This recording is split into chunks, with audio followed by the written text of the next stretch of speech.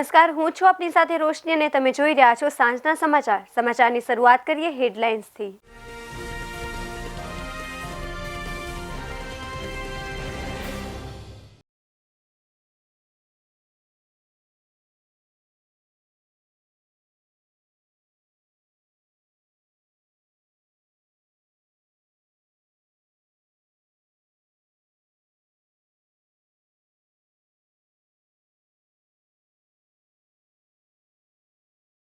તોડવાની બજેટમાં ઘોષણા. ગુજરાતમાં પાણીની અછત ભૂતકાળ બનશે. ઇન્કમ ટેક્સમાં મધ્યમ વર્ગને ફરી માત્ર નિરાશા મળી. ડિજિટલ કરન્સી મળશે. ક્રિપ્ટોની કમાણી પર 30% ટેક્સ.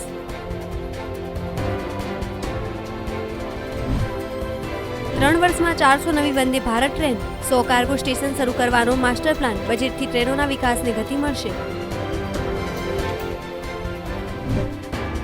કેન્દ્રીય બજેટમાં સુરતના હીરા ઉદ્યોગને બુસ્ટર ડોઝ. કટ અને પોલિસ્ટર ડાયમંડ પરની ડ્યુટી ઘટાડીને 5% કરી દેવાતા મોટો લાભ. વડોદરામાં છેલ્લા 36 કલાકમાં નવા 1039 કેસ. ટેસ્ટિંગ ઘટાડાતા કોરોનાના કેસ અડધા થઈ ગયા. કોરોના મુક્ત દર્દીઓનો આંક 1 લાખને પાર. સમાચાર મળી રહ્યા છે અરવલ્લીથી. બાયડમાં હિન્દુ સંગઠન દ્વારા રેલી યોજવામાં આવી.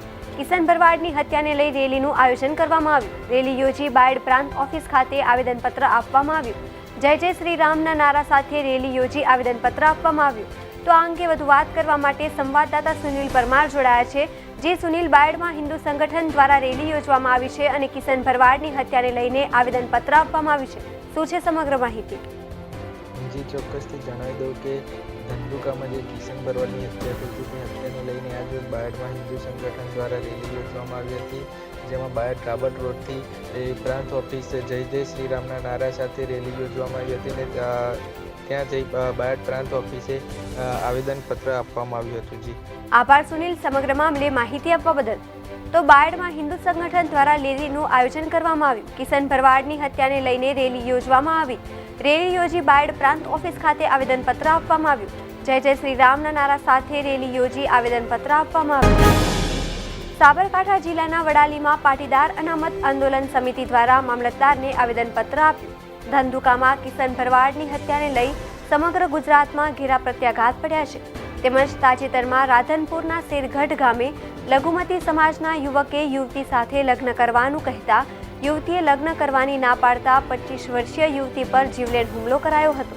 ત્યારે આજ રોજ પાટીદાર અનામત આંદોલન સમિતિ દ્વારા વડાલી મામલતદારને આવેદનપત્ર આપવામાં આવ્યું હતું અને આ નરાધમોને કડકમાં કડક પગલાં ભરી કાયદેસરની કાર્યવાહી કરવા ઉગ્ર રજૂઆત કરી હતી. આ પ્રસંગે પાસ કન્વીનર રમેશભાઈ પટેલ, બણવાલ ગામના સરપંચ નરેશભાઈ પટેલ, અશોકભાઈ પટેલ, કલ્પેશભાઈ પટેલ સહિત પાસના યુવાન આગેવાનો ઉપસ્થિત રહ્યા હતા.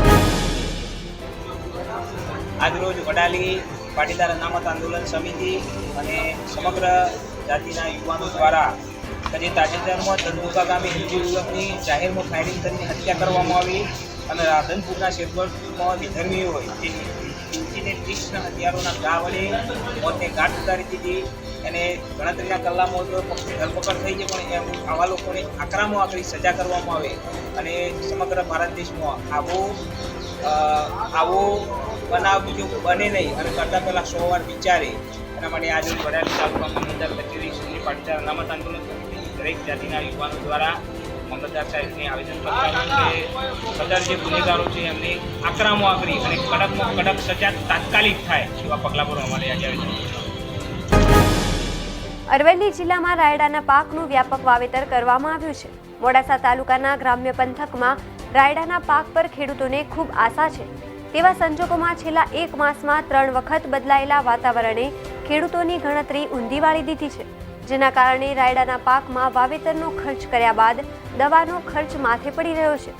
રાયડાના પાકમાં પીળા ફૂલ હોવા સારી બાબત છે, પણ હવે એ પીળા ફૂલમાં સફેદ ફૂગ આક્રમણ કરી રહી છે, જેના કારણે પાક કરમાઈ રહ્યો છે.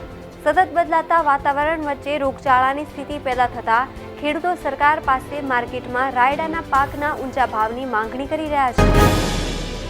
મારું નામ પટેલ પ્રવીણભાઈ દુરાભાઈ છે. હું ગામ વર્થનો રહેવાસી છું અને 2 વીઘામાં રાયડાનું વાવેતર કર્યું છે અને ફંગીસાઇડનો રોગ આ સાલ બહુ જ આવ્યો છે. એટલું નુકસાન બહુ જ છે અને ખર્ચો લગભગ 5-6 હજાર રૂપિયા દવા છોટવામાં કરી નાખ્યો છે.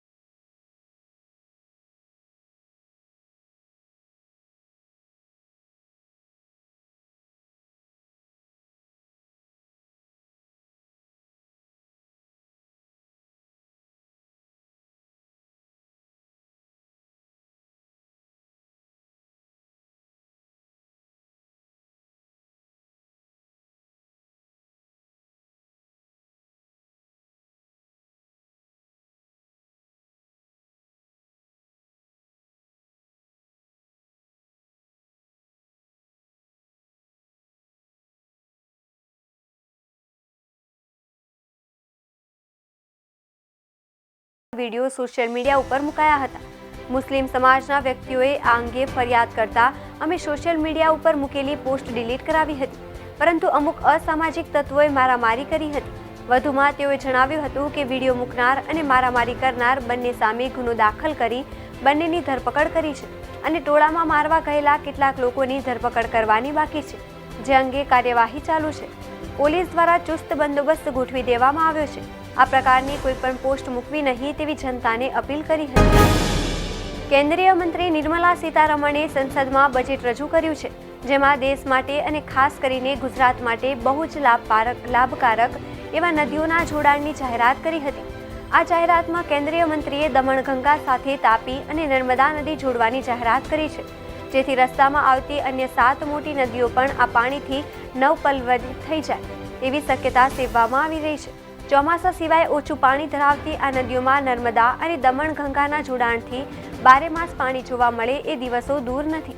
આ સાથે જ પૂર્વ વડાપ્રધાન અટલ બિહારી વાજપેયીનું નદીઓ જોડવાનું સપનું પૂરું થશે, તેમજ ગુજરાતમાં પાણીની અછત ભૂતકાળ બની જશે. ભારતમાં ઉપલબ્ધ જળરાશિના માત્ર 2% જળરાશિ ગુજરાતમાં ઉપલબ્ધ છે, જ્યારે દેશની 5% વસ્તી ગુજરાતમાં વસે છે, જેથી નદીઓના જોડાણની તાતી જરૂરિયાત છે.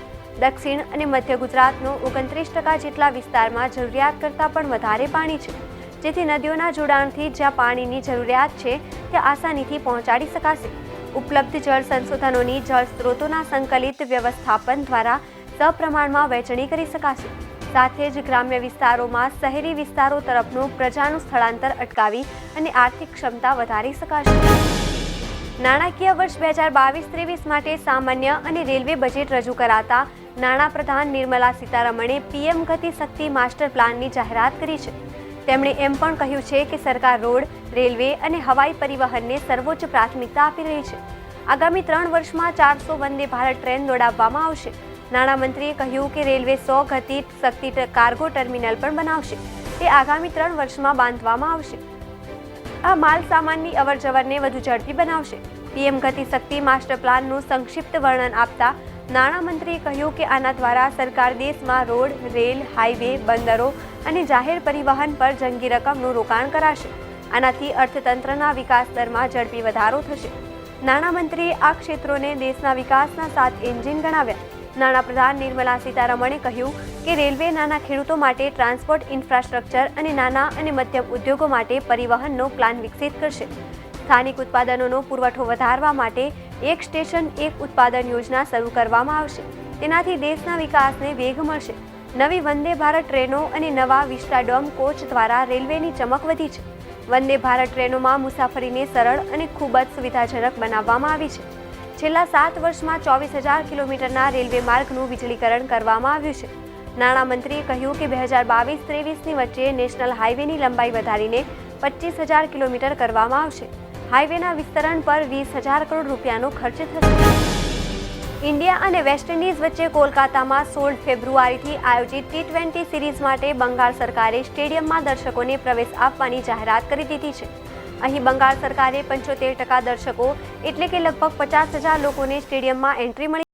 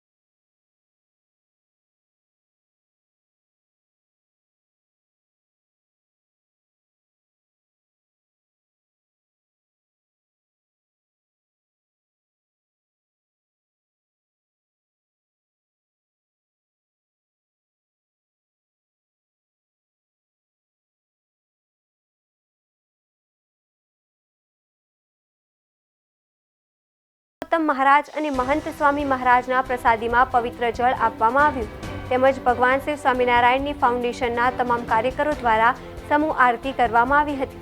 આજથી નિસહાય અર્થે આ નિઃશુલ્ક એમ્બ્યુલન્સ લોકસેવા માટે ખુલ્લી મૂકવામાં આવી છે.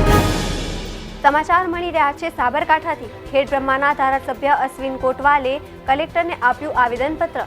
મનરેગા યોજનામાં કાર્ય કરતા મજૂરોની મજૂરીના નાણાં ન મળતા આવેદનપત્ર આપ્યું. સાબરકાંઠા જિલ્લામાં મનરેગાના નાણાં ન મળતા તેમની પરિસ્થિતિ કફોડી બની છે. મનરેગાના મજૂરી કરતા મજૂરોને તાત્કાલિક મજૂરીના નાણાં ચૂકવવાની માંગ કરી છે. જો માંગ નહીં સંતોષવામાં આવે તો કલેક્ટર કચેરી ખાતે ઉપવાસની ચીમકી. આવનારી 9/2/2022 તારીખના રોજ ઉપવાસ ઉપર બેસવાની ચીમકી ઉચ્ચારી છે. તો ખેડબ્રહ્માના ધારાસભ્ય અશ્વિન કોટવાલે કલેક્ટરને આવેદનપત્ર આપ્યું. મનરેગા યોજનામાં કાર્ય કરતા મજૂરોની મજૂરીના નાણાં ન મળતા આવેદનપત્ર આપ્યું છે. સાબરકાંઠા જિલ્લામાં મનરેગાના નાણાં ન મળતા તેમની પરિસ્થિતિ બની છે કફોડી. મનરેગાના મજૂરી કરતા મજૂરોને તાત્કાલિક મજૂરીના નાણાં ચૂકવવાની માંગ કરી છે. જો માંગ નહીં સંતોષવામાં આવે તો કલેક્ટર કચેરી ખાતે ઉપવાસની ચીમકી ઉચ્ચારી છે. આવનારી 9 ફેબ્રુઆરીના રોજ ઉપવાસ ઉપર બેસવાની ચીમકી ઉચ્ચારી છે. કોરોના સંક્રમણને કારણે વિદેશ સાથે સંકળાયેલા ડાયમંડ ઉદ્યોગ ઉપર સૌથી મોટી અસર થઈ હતી, જેને લઈને કેન્દ્રીય બજેટમાં ડાયમંડ ઉદ્યોગકારોની ઘણી બધી અપેક્ષાઓ હતી, જેને કારણે ડાયમંડ ઉદ્યોગ ફરી એક વખત પાટે ચડી શકે અને જે રીતે કેન્દ્રીય નાણામંત્રી દ્વારા બજેટ રજૂ કરવામાં આવ્યું છે તેમાં જે ડાયમંડ ઇન્ડસ્ટ્રીને લઈને મહત્વના નિર્ણય લેવાયા છે તેને કારણે ઉત્સાહનો માહોલ જોવા મળી રહ્યો છે. કટ અને પોલિશ્ડ ડાયમંડ પરની ડ્યુટી ઘટાડીને 5% કરી દેવાતા મોટો લાભ થયો છે.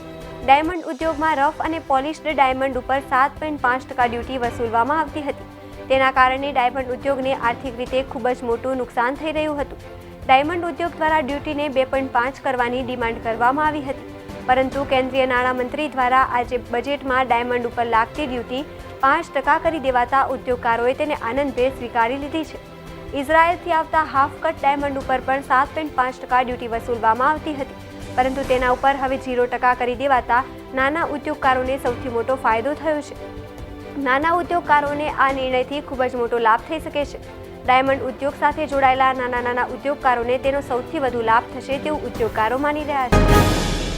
વડોદરા મહાનગરપાલિકા દ્વારા જાહેર કરવામાં આવેલા આંકડાઓ પ્રમાણે વડોદરા શહેર જિલ્લામાં છેલ્લા 36 કલાકમાં નવા 1039 કેસ નોંધાયા છે. આમ કોરોનાની કેસની કુલ સંખ્યા 1,20,047 પર પહોંચી ગઈ છે. સોમવારે 3,626 દર્દીને હોસ્પિટલમાંથી ડિસ્ચાર્જ કરવામાં આવ્યા હતા. અત્યાર સુધીમાં કુલ 1,01,04,37 દર્દીને હોસ્પિટલમાંથી ડિસ્ચાર્જ આપવામાં આવ્યો છે. સોમવારે વધુ 4 દર્દીના મોત થયા હતા. આમ અત્યાર સુધીમાં કુલ મૃત્યુઆંક 650 પર પહોંચ્યો છે. વડોદરામાં આજથી 22 મહિના અગાઉ કોરોનાનો પહેલો પોઝિટિવ કેસ 20મી માર્ચે જાહેર થયો હતો. ત્યારથી આજ દિન સુધીમાં શહેરમાં 1,20,047 લોકોના કોરોના પોઝિટિવ કેસ આવ્યા. સંખ્યાબંધ લોકોને બચાવી ન શકાયા, પણ આજે 31મી જાન્યુઆરીએ આ મહામારીના 672મા દિવસે વડોદરાએ સાજા થયેલા દર્દીઓનો આંક 1 લાખને વટાવ્યો અને કુલ 1,01,437 દર્દીઓએ કોરોનાને હંફાવ્યો છે. નવા વર્ષના પહેલા મહિનાના છેલ્લા દિવસે સોમવારે શહેરમાં કોરોનાના 1,039 નવા કેસો નોંધાયા હતા. છેલ્લે 28 મે 2,527 કેસ આવ્યા બાદ 3 દિવસથી સતત કેસો ઘટી રહ્યા છે. આ દિવસો દરમિયાન કુલ પોઝિટિવ કેસ 7,834 આવ્યા હતા, જ્યારે સાજા થયેલા કુલ કેસ 41% વધુ નોંધાઈને 11,109 થયા છે. સાંજના સમાચારમાં બસ આટલું જ. વધુ સમાચાર જોવા માટે જોતા રહો અરવલ્લી સમાચાર, એટલે તમારો વિસ્તાર, તમારી વાત.